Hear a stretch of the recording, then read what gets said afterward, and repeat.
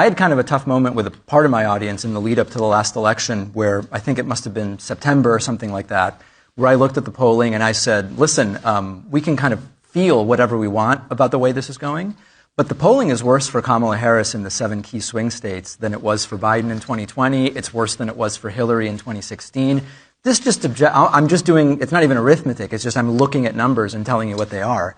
And a very loud, but I think probably small slice of my audience said that we need positivity, that this is not what the moment calls for.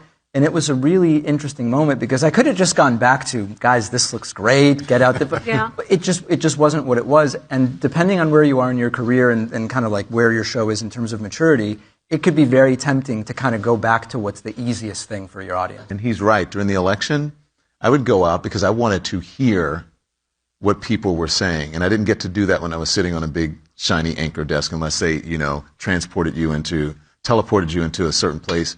And so I went out to the swing states, battleground states, and just talked to people. And then I started getting calls from Fox News and Newsmax and, oh my gosh, you're getting a lot of Trump out there. You must be really sad. I'm like, no, I'm not. It's a lot of Trump. People are saying they're voting for Trump in places and demographics that you didn't think would be saying that. And I got the same thing. Don, are you curating that? We don't want to hear that. And I say, I'm sorry. I've got to give you the facts. So you can be pressured into having a bias towards just feeding people what they want, whether that's left or right, and you have to fight against that.